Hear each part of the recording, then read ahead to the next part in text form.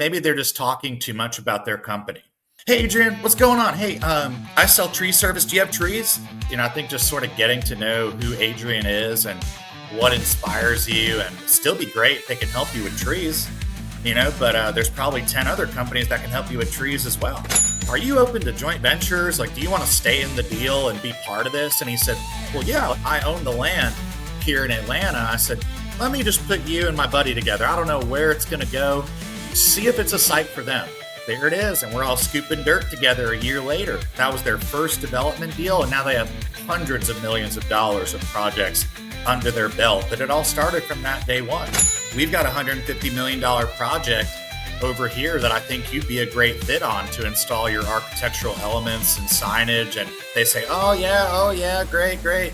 And I would have been happy to connect him, but I'm not going to follow up with him. I put so much energy into that person when I'm with them, and the things I say, I follow up with. So if you're not ready to do that, don't take the meeting. What I mean by that. Hello, everyone. We're live on Multifamily Chronicles with the famous Chris Maier. Welcome to the show, Chris. Thanks for having me. It's an honor to be here, Adrian. Thank you.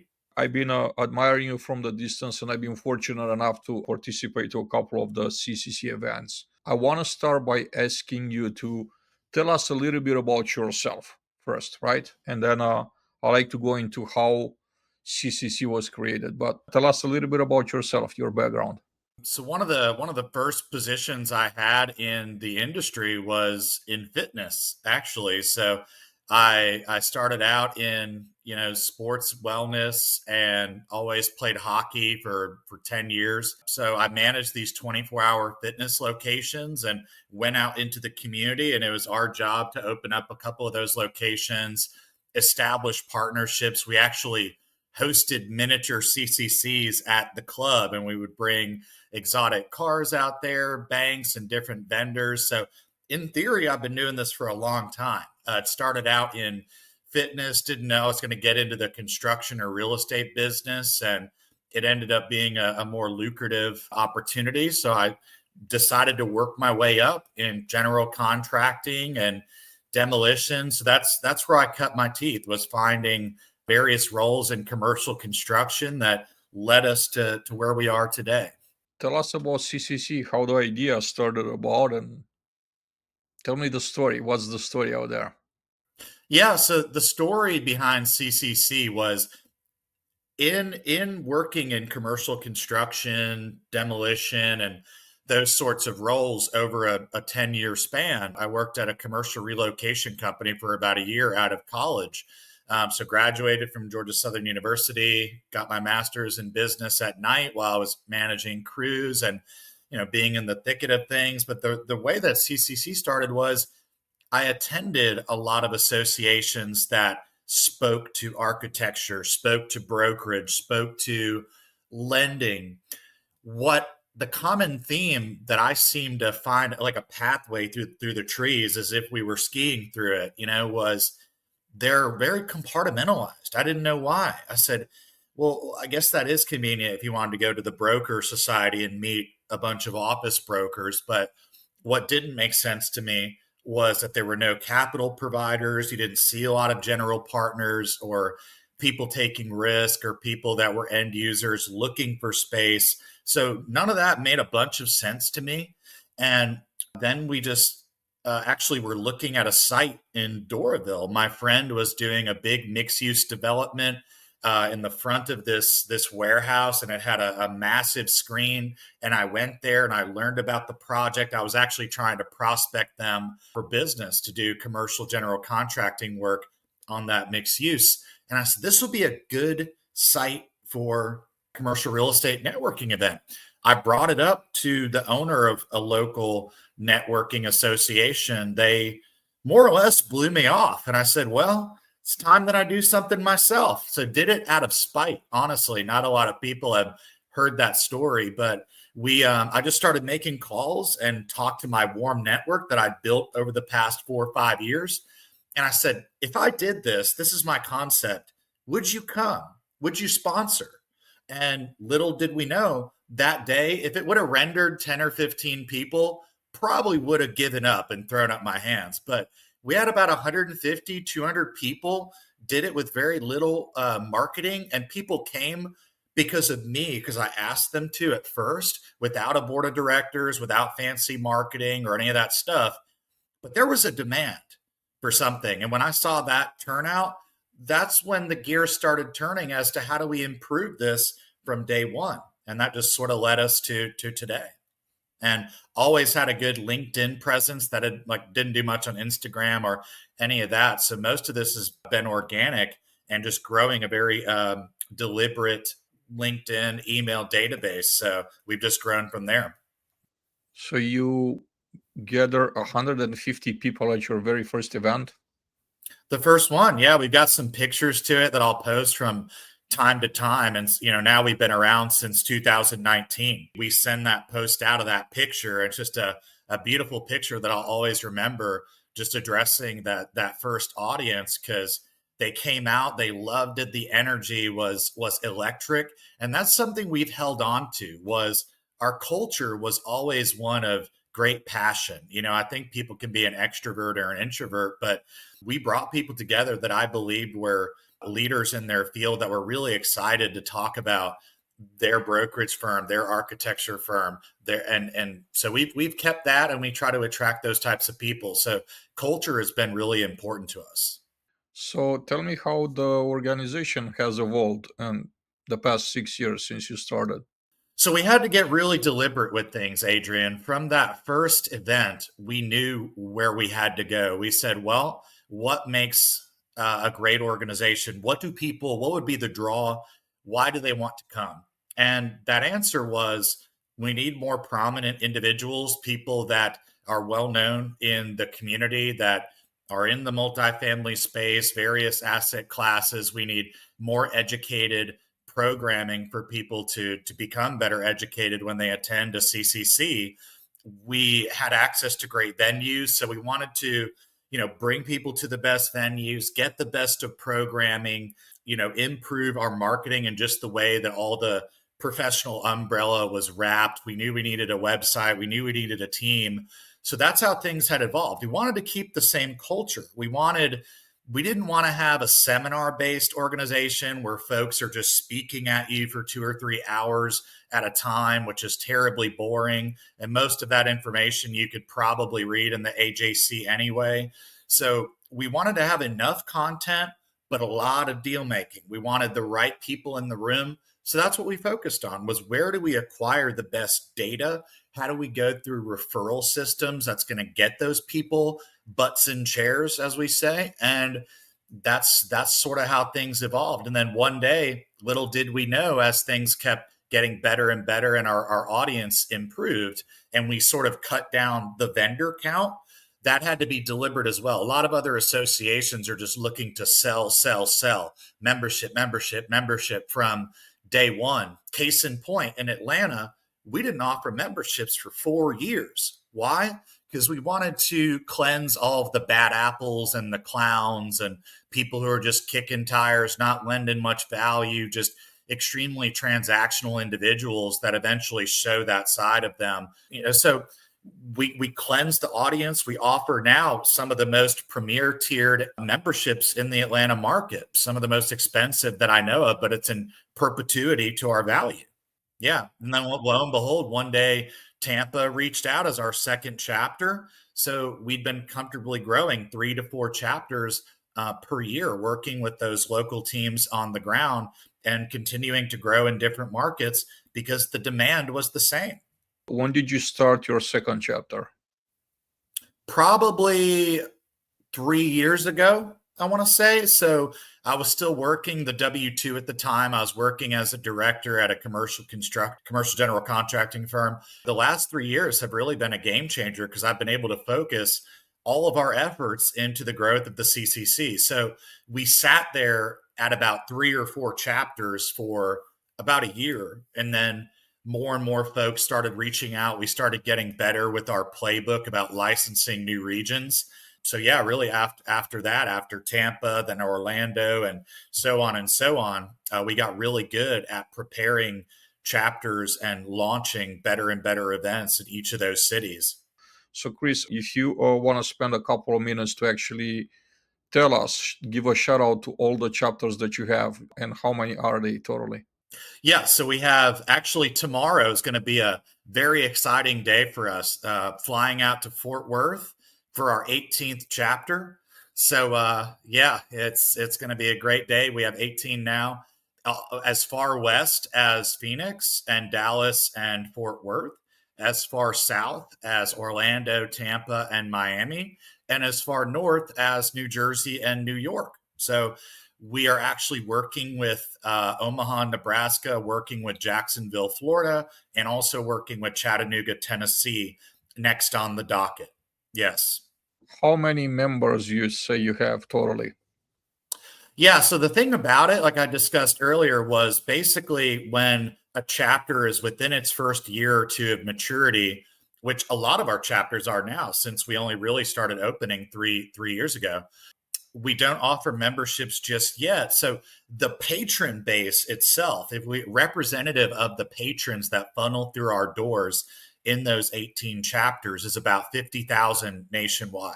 In Atlanta alone, we have about 10,000 that frequent our events. So Atlanta being the most seasoned of 6 years, a lot of these groups are seeing several thousand come through their doors in each chapter. Kansas City is extremely fast growing.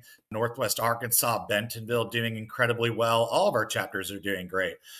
But yeah, as far as like the people that we've converted to members, several thousand, we have about 300 formal members in Atlanta. And then we still allow people to come as patrons and buy tickets and such. Is this a full-time job for you right now, or you do this and other things on the side, or like is not your like primary focus? Yeah, CCC is my primary focus that leads into a couple different partnerships that we have with folks. There was somebody yesterday at a particular firm that reached out about our partnership system that we offer. So there's a couple buckets of revenue that we're able to scale from, whether it be tickets, memberships, sponsorships, and then we have these really interesting partnerships that might be with particular technology vendors, let's say, and we connect them into end users or different jobs, and that allows us to generate different revenue. We also have a nonprofit component. A lot of our chapters, such as Dallas, Fort Worth, Tampa, they've turned completely 501c3. But to answer your question, in addition, any additional revenues that we have that we don't reinvest back into the business, we're just putting into various commercial real estate investments. So there was a local gentleman here in the Atlanta area that we were able to insert some equity into. So anytime we have some additional revenues, we're looking to give back and maximize those monies. What type of experience someone should expect from from these meetings if they were to be accepted in your group? What is to be expected if I'm a new person from outside looking in, and I'm invited, or I get invited, and then here I am, I'm getting ready for my first event? What are the things that I should be expecting? So we have five primary verticals that people can expect to interact with. We host, at least in the Atlanta chapter, we're hosting 8 events per year currently. We are looking to take people to the site of action a lot this year. So we're going to where the biggest mixed use and most prominent developments are going to be. So they can expect to come to a lunch or an after hours type of function and meet those five primary verticals: real estate development, people taking risk, general partners, that sort of thing. In the real estate development side, acquisitions as well. We have people on the investment side that are inserting various forms of capital into the stack, debt, limited partners, things like that. We have asset managers, basically a management category for physical and financial management of commercial property, brokerage, and so people that are inserting new deals into the ecosphere and supplementing the pre-aforementioned. Then we have what we call construction, or things non-real estate essentially. So we break that down into what we call an 85-15 principle, so that about 80%, three quarters of the room are going to be owning, operating, investing, managing, brokering real estate, or they're with the city or municipal rep. And then we have some folks that are very valuable who are offering environmental analysis and feasibility and construction and anything non-real estate. So when folks come in, they can expect, typically 3-4 hour event. There's a lot of business cards going around, maybe some cigars. Maybe we're hosting at a mansion or a rooftop or one of the swankiest Class A buildings in Manhattan, or it's glamorous, right? We want it to be a classy environment that people maybe don't typically see themselves in. It could be an airplane hangar or a race car track or something. So we always want it to feel like an experience. We want people to feel like this is a genuine environment that they could sort of let their guard down and just talk openly about what they're doing in the industry and how they can help others. That's the type of conversation and culture that we want to be inspired at CCC. Our audience here at the podcast is a primary multifamily, so they gravitate around this space. What's your message for the multifamily folks? Why should they like join your group, your movement, and what are the things that they could benefit from, or is not only just to benefit, but how can they contribute? That's also important, because I know you're not a transactional person just to take or just to give. It's kind of like a two-way street with you, right? How can we put together our resources to create a bigger and better thing? So how can they contribute, and what should they expect from these events? What could be some benefits? Well, number one, as far as asset class is concerned, we have more multifamily owners, operators, developers, investors, brokerage houses that are concerned with multifamily than anything else, I would say, especially in Atlanta. And today I got on a great call with something around 300 units. They were looking for different JV partners. And it's a phenomenal deal that they got it on a phenomenal discount. It was something like a $30 million project that they bought for 20. And so they got a significant discount, 2-year hold. I said, wow, this is great. Great track history of success, like incredible sponsor team. So, one of our goals is just to share those opportunities with people, to say, this is a great LP opportunity. This is a joint venture opportunity in Phoenix or Kansas City or Atlanta that you can get involved in from various ways. So we would love for your community to either act as speakers with us, come out and be part of the programming. If they're not like speaking in front of the entire audience, sort of like the event you had seen the other day, Adrian, where we had the vendors setting up that were various syndicators, fund managers, developers, all throughout the showroom. And they were telling people what they're doing in multifamily or retail or office and so on and so on. So we want to integrate all of these people so that we can get deals across the finish line and be very collaborative and put folks hard-earned money to work, and provide that much needed housing. I love what you're doing, and I love the concept. I'll definitely help in any way that I can, and my team as well, to get the word out to my people, right, to the multifamily folk. Hopefully, you could drive more attention towards the great things that your organization does. Thank I you. like to chat about networking, right? Everybody talks about networking, but I think most of it, kind of tend to stay surface level, very, very shallow, right? People exchange a business card, they connect on LinkedIn, but it's not, there's not real networking. They're not really following up, they're not following through, they're just collecting, names. You really have cracked this code of networking. What are some things that you want to share with the audience right here that would be helpful for someone that's trying to build some real network?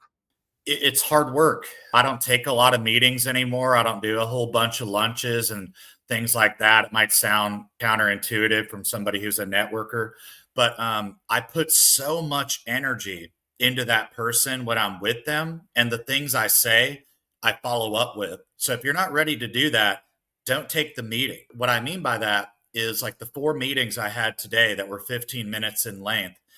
We talk about a whole bunch of things. We talked to that multifamily group, and we're going to follow up on the potential joint venture partners with them. We're going to follow up with people who raise capital for multifamily for a living as consultants. There's so many things that we spoke about in complementary associations that they're involved in. So we take all these notes, we follow up with them, and that takes a lot of mental energy.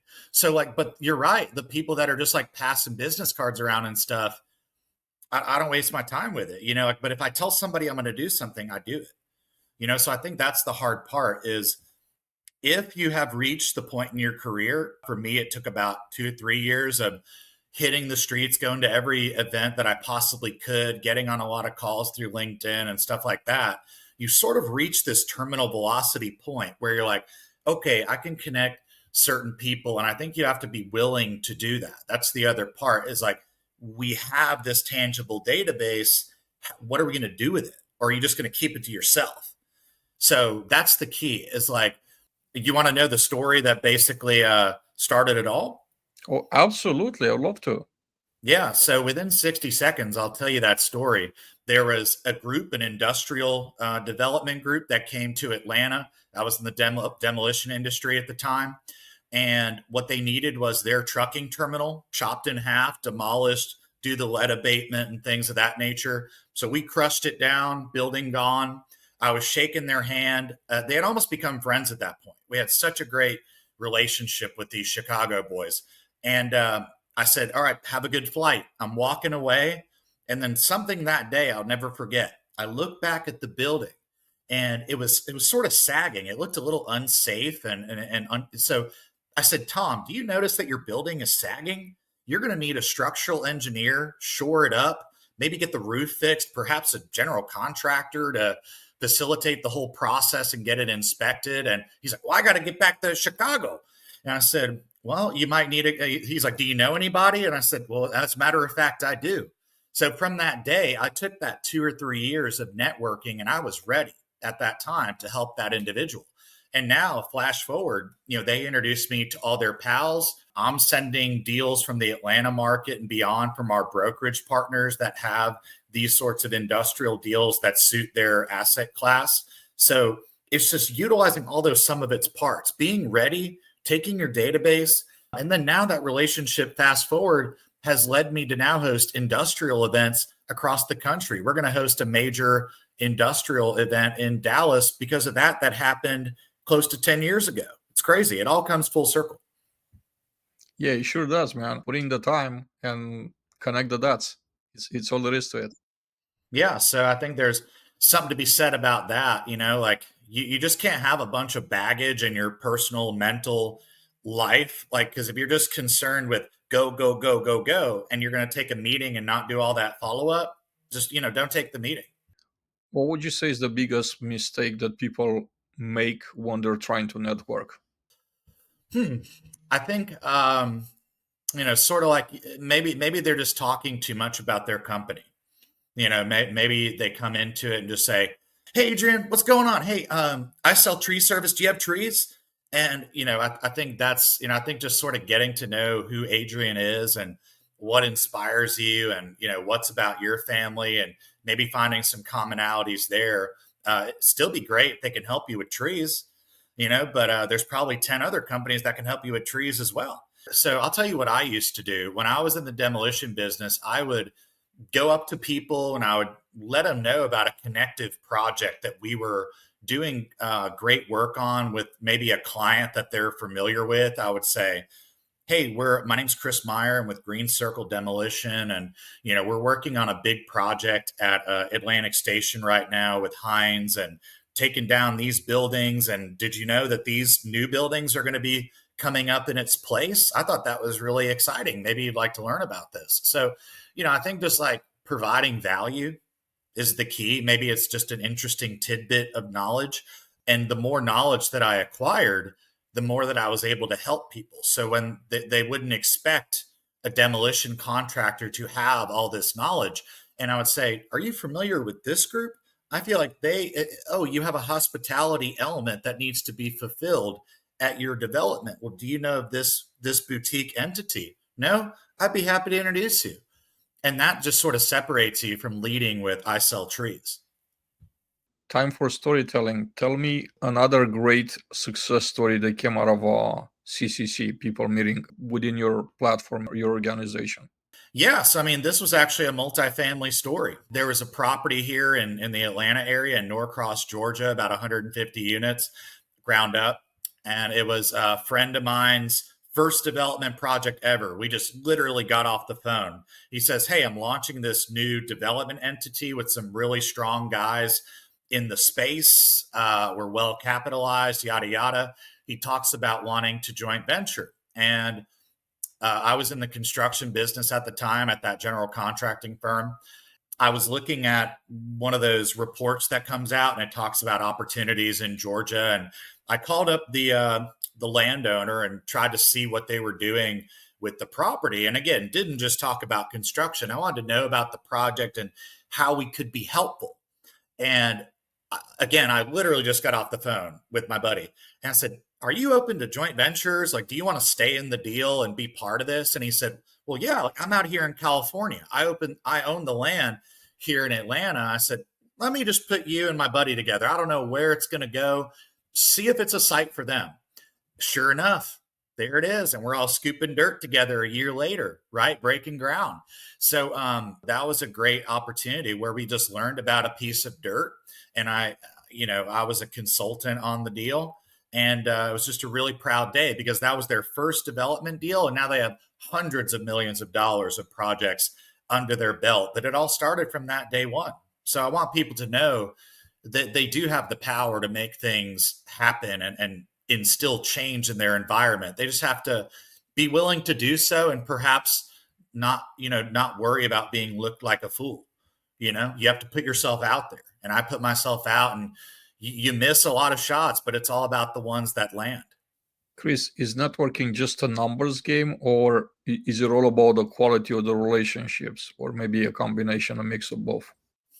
I think it's a little bit of a mix of both. I think I've gotten to a point now where I can sort of tell the people that I want to surround me, and then those people start surrounding me with more of their people.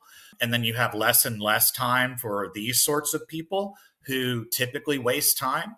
So I think being around the folks that are extremely intentional, that have the same sort of mindset, I'm just getting surrounded by those people constantly. And if they refer somebody to me, I know they're a serious individual. So that plays a lot into it. So yeah, we're just trying to stay away as far as we can from folks who, just want to shoot the breeze. Unfortunately, we don't have time for that anymore. How do you identify the right people to build relationships with?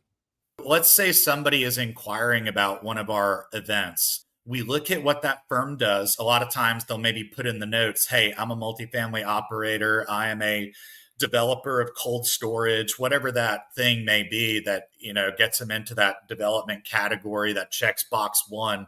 Box two, are they an analyst? Are they an associate? Are they a principal? Are they an owner of the firm? So we check the box of vertical, the box of seniority. And then once we get to know who they are and we get to learn about their character and the types of culture that we look for at CCC, that third checkbox, that's what solidifies them into our culture. Then they attend and they love what they see, and then they tell their friends that CCC was an incredible experience and they gained a lot of value from it.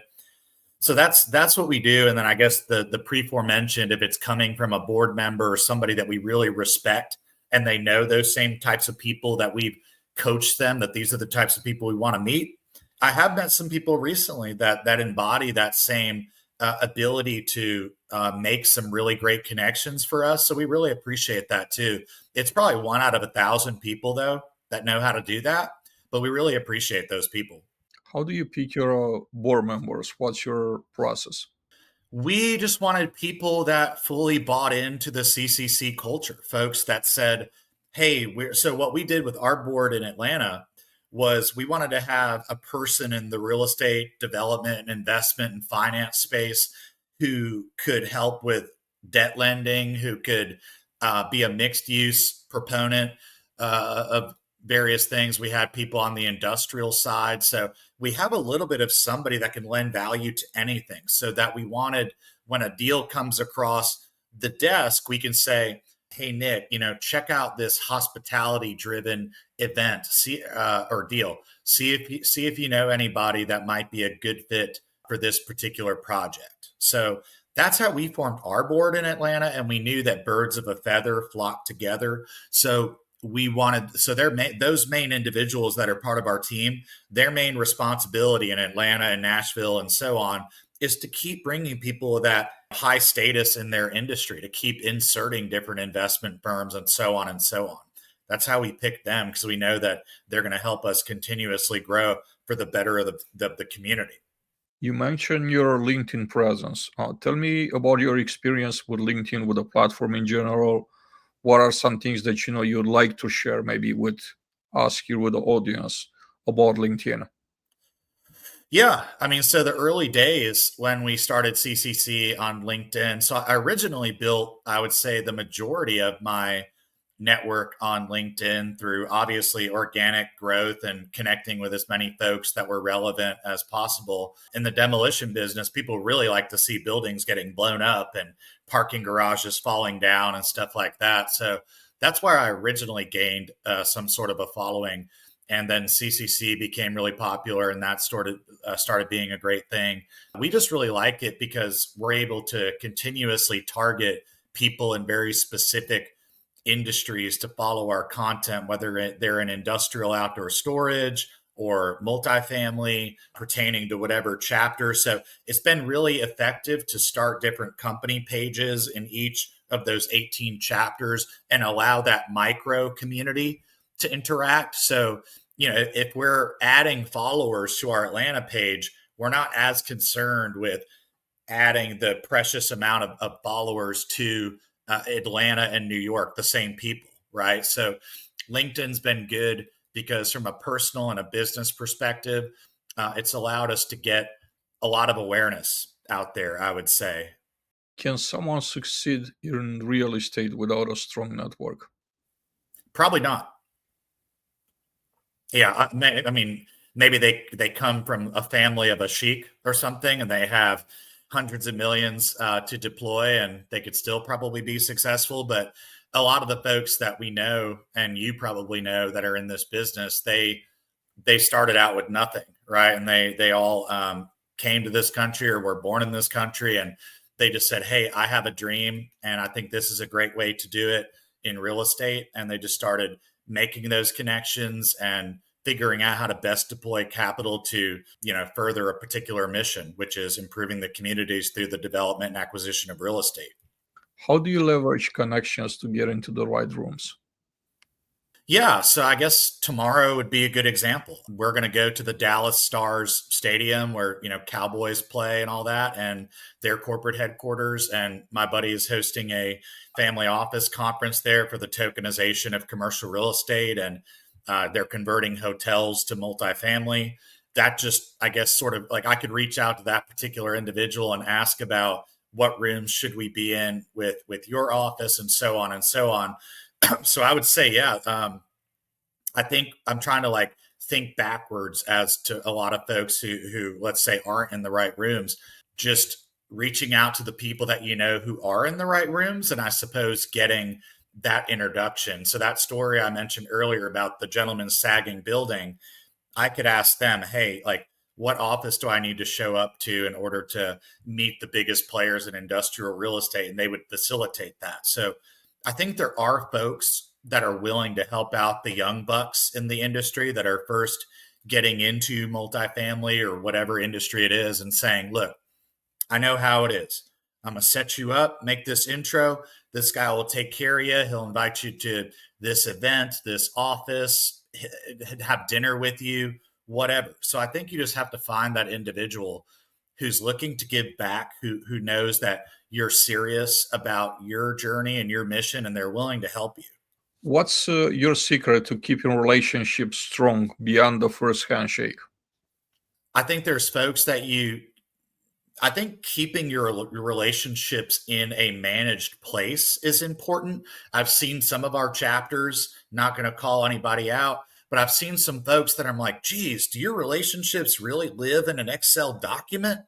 I mean, so I would say that ever since those early days that I worked in the gym business, I haven't lost anybody's business card or that information that came with them, but whether I tossed the business card or whatever, that information has stayed with me. I have a CRM that is essentially my currency. And from time to time, you'll go through it and you'll say, oh, man, I haven't talked to that guy in forever and we need to reconnect on this. So I think it just takes maybe a deliberate effort of having, maybe it's once a month or, just going through and connecting with those folks now that you're perhaps in a different field. I mean, some of the things I'm working on change from month to month. And when we're working on this particular project, there might be some people from your past that can help with that project. So I would just say database your information appropriately. So when that time comes, you can not only stay in touch with a friend that you've had shared experiences with, but they can help you with that particular venture. You build a name that people mention all the time, people remember. Tell me about, your strategy to build and maintain your personal brand. Geez, well, the personal brand that we would want to project outward into the community is it has to be internally provoked, right? Like I have to go to the gym every day to be the most healthy, sharp minded, eat the right things. So, not that we're saying everybody has to do that, but I like to lead from the front. And the things that we do with our chapter and the programming that we put out there and the things that we say to our leadership to define our mission and our purpose and our culture is very important. So, we want to, just focus on how do we get better? How do we, if there are people that are asking why are we doing this or what is the overall purpose, that's a problem. And I always see that from a leadership perspective. So I think that's what we're always trying to do inwardly to the outward is project a very clear mission of where we're going, where we've been, where we are now, and what the future looks like, why people should stand behind us or be a friend to Chris Maier or to the CCC, and how we can be a friend to them. What advice do you have for someone that's looking to build a reputation in their field? I think they should just be very honest and genuine. I think people appreciate that. There's some people that try to project themselves as some sort of influencer or this and that. It's like, you know what? If you don't know a lot about your subject matter, or you're still gaining knowledge about things, or you don't have a lot of connections, or whatever it is, maybe just tell people where you're at and be humble enough to say, look, I've never raised millions of dollars in a syndication before, but I'm here at this conference to meet more people to help me achieve that mission, because everybody wants to say, oh, I'm the most experienced and I'm the best, and have the shiniest profile picture. So yes, like I think you need to focus on that stuff. It is important to have a nice looking landing page and LinkedIn presence, maybe a nice website and stuff like that, that again conveys your mission well. But all that stuff doesn't cost a lot of money. Most of it should just be in how you have grown as an effective communicator. That's a fantastic piece of advice. How about some little things that make a huge impact or difference in how one is perceived? I think some of the things, I think people have to get to know you from a personal perspective as well. So one of the things that we care about a lot at CCC that hopefully people take notice of is ever since day one, I noticed a lot of associations had sort of gone backwards or forgotten about the community and why they started in the first place. They sort of lost their way. They just said, we're going to host events because that's what we do.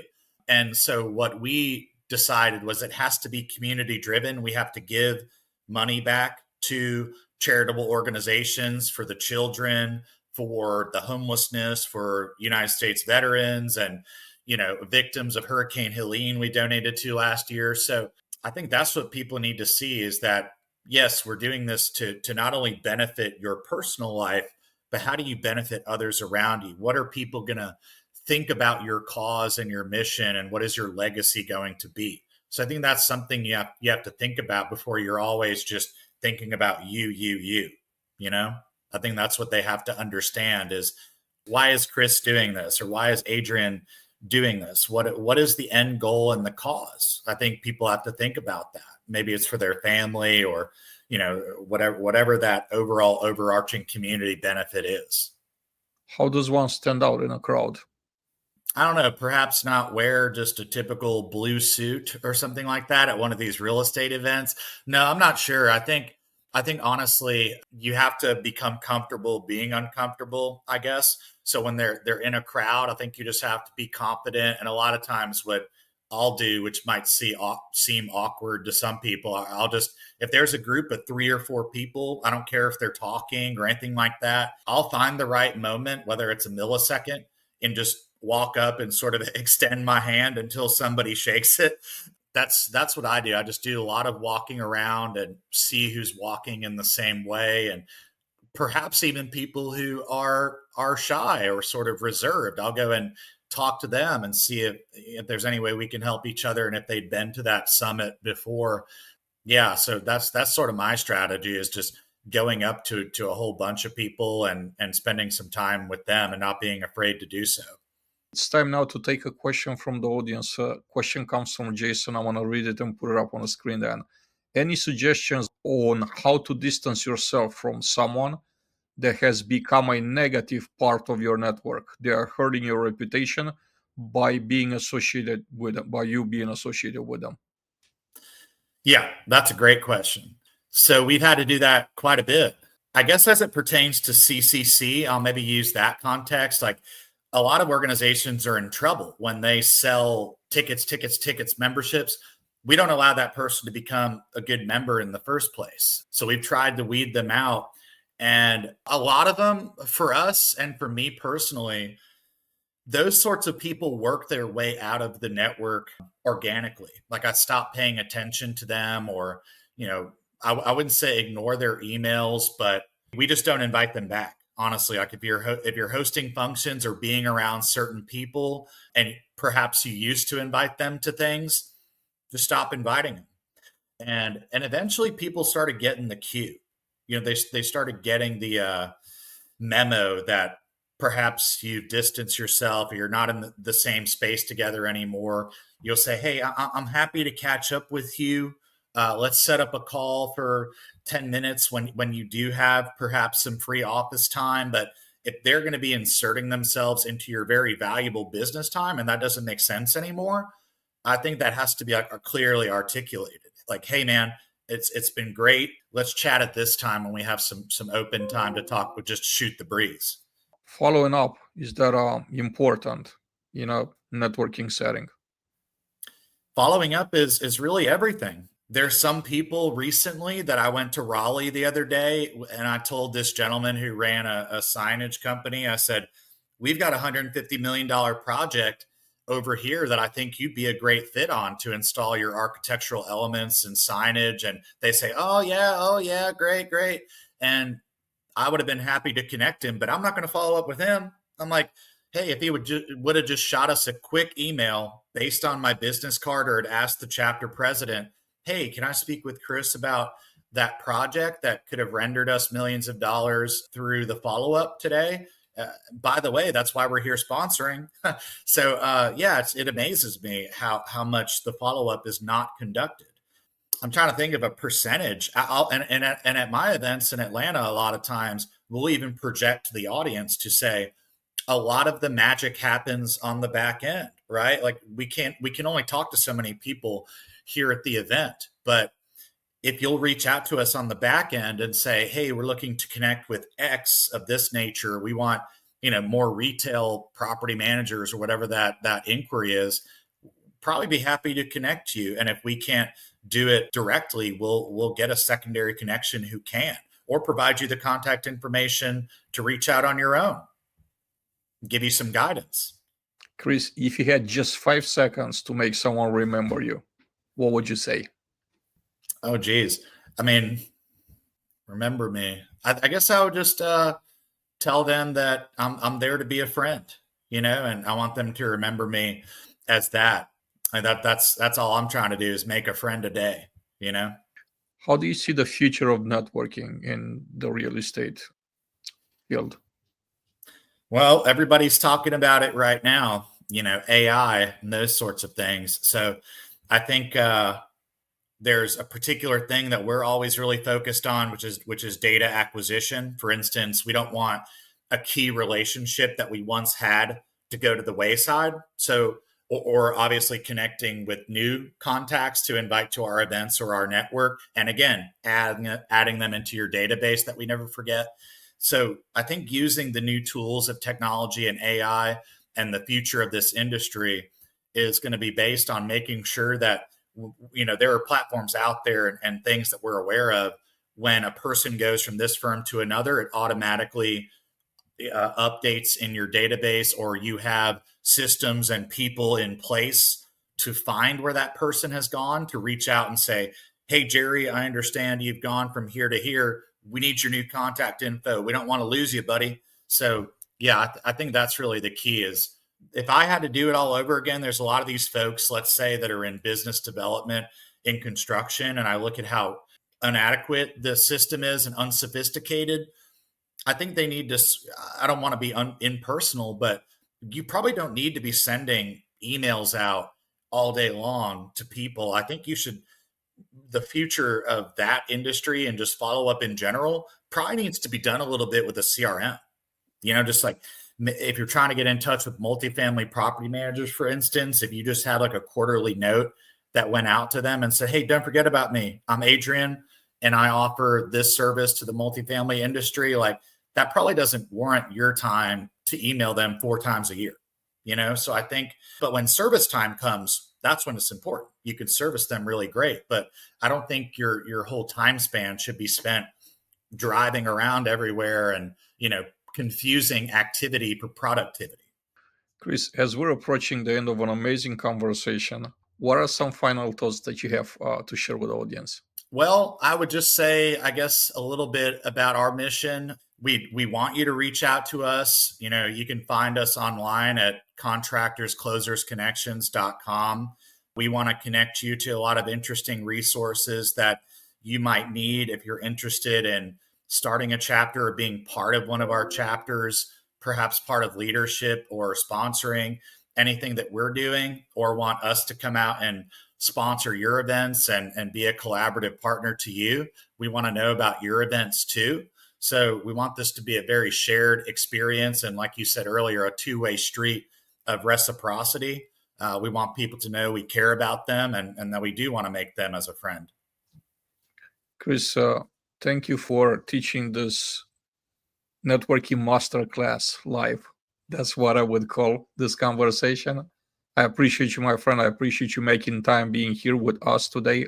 I hope to get you back here, down the road to have another conversation, because I think that there's so much to learn. There's so much value into everything that you just shared with us today.